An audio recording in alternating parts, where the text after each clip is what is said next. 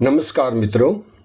छायावाद के बाद हिंदी कविता आसमान से उतरकर जमीन पर आ गई। आज हम प्रगतिवाद की प्रमुख प्रवृत्तियों पर चर्चा करेंगे।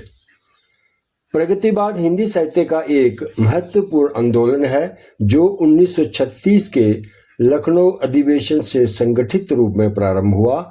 इसका उद्देश्य समाज में व्याप्त अन्याय, शोषण, असमानता और रूढ़िवाद के विरुद्ध साहित्य को संघर्ष का हथियार बनाना था। इस धारा के साहित्यकार जनजीवन के यथार्थ समस्याओं को सामने लाकर परिवर्तन और प्रगतिशील समाज की स्थापना के पक्षधर थे। यानी कविता में पहली बार किसान, मजदूर, गरीब, दलित नायक बने, राजा महाराजा नहीं, आम जनता कविता का विषय बनी। प्रगतिवाद की प्रमुख प्रवृत्तियां इस प्रकार हैं। तो प्रगतिवाद की जो पहली प्रवृत्ति है, शोषितों के प्रति सहानुभूति और आस्था। प्रगतिवादी साहित्य शोषित, पीड़ित और दलित मानवता के दुख दर्द के साथ खड़ा है। ये उनके प्रति गहरी सहानुभूति और आस्था व्यक्त करता है। उदाहरण के तौर पर दिनकर जी की पंक्तियां देखें। श्वानु को मिलता दूध वस्त्र, भूखे बालक अकुलाते हैं, माँ की छाती से चिपक ठिठुर जाड़े की रात बिताते हैं। प्रगतिवादी कविता का मूल केंद्र शोषण की चक्की में पिसने वाला किसान, मजदूर, पीड़ित की दशा का चित्रण है। तो दूसरी प्रवृत्ति है शोषक वर्ग के प्रति घृणा, यानी शोषण करने वालों, खून चूसने वालों के प्रति घृणा।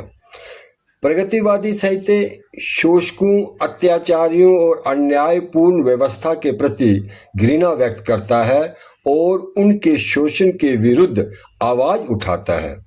शोषक वर्ग के अंतर्गत व्यापारियों, जमींदारों, उद्योगपतियों को लिया गया है। ये लोग स्वार्थ सिद्धि के लिए पूंजीवादी व्यवस्था बनाए रखना चाहते हैं और जब तक पूंजीवादी व्यवस्था बनी रहेगी तब तक शोषण का अंत असंभव है। प्रगतिवादी कवि कहता है, हो ये समाज चिथड़े चिथड़े, शोषण पर जिसकी नींव पड़ी है। तीसरी प्रवृत्ति है धर्म और ईश्वर के प्रति अनास्था। प्रगतिवादी कवि अंधविश्वास, पाखंड, रूढ़ियों और ईश्वर के नाम पर होने वाले शोषण का विरोध करते हैं। वे मनुष्य की बुद्धि और कर्म में विश्वास रखते हैं। दिनकर जी ने कुरुक्षेत्र में लिखा है, भाग्यवाद आवरण पाप का और शस्त्र शोषण का, जिससे रखता दबा एक जन, बाग दूसरे जन का।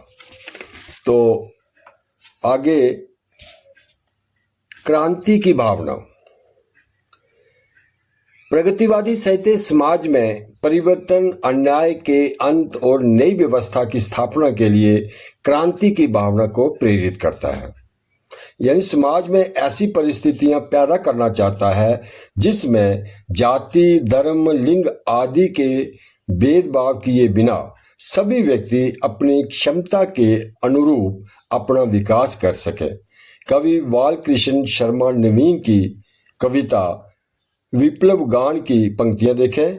कवि कुछ ऐसी तान सुनाओ जिससे पुथल पुथल मच जाए, एक हिलोर इधर से आए, एक हिलोर उधर से आए। तो पांचवी प्रवृत्ति है नारी चित्रण। प्रगतिवादी साहित्य में नारी को केवल करुणा की नहीं बल्कि संघर्षशील, श्रमशील और स्वाभिमानी रूप में चित्रित किया गया है। निराला ने पत्थर तोड़ती हुई नारी का इस प्रकार चित्रण किया है, वह तोड़ती पत्थर, देखा उसे मैंने इलाहाबाद के पथ पर, गुरु हथौड़े हाथ करती बार बार प्रहार। प्रगतिवादी कवि ने नारी के यथार्थ का चित्रण किया है। वह न तो कल्पना लोक की परी है और न ही सौंदर्य वृत्तियों की पराकाष्ठा, अपितु वह इसी लोक की मानवी है। तो छठी प्रवृत्ति है सामाजिक यथार्थवाद।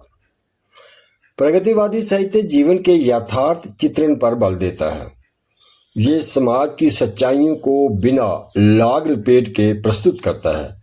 नागार्जुन की कविता अकाल और उसके बाद की पंक्तियां देखें। दाने आए घर के अंदर कई दिनों के बाद, धुआं उठा आंगन से ऊपर कई दिनों के बाद, चमक उठी घर भर की आंखें कई दिनों के बाद, कौवे ने खुजलाई पांखें कई दिनों के बाद।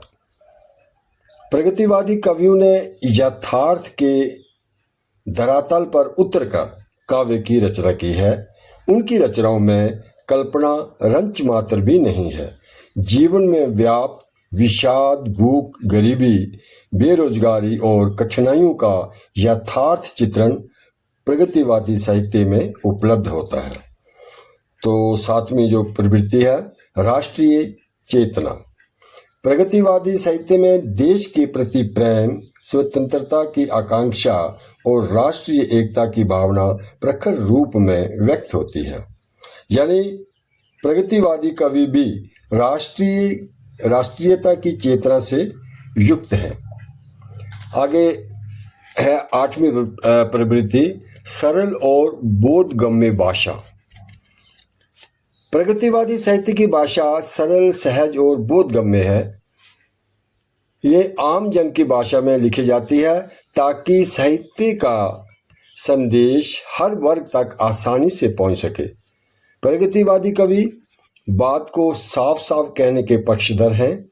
उन्होंने अलंकारों को सामंती अलंकारिकता की प्रवृत्ति से जोड़कर देखा, इसलिए इन्होंने अलंकारों की परवाह नहीं की। अलंकारों के बजाय इन्होंने जन जीवन के लिए सहज उपमानों और प्रतीकों का प्रयोग किया। इन्होंने छंदों का भी तिरस्कार कर मुक्त छंद में कविताएं लिखी।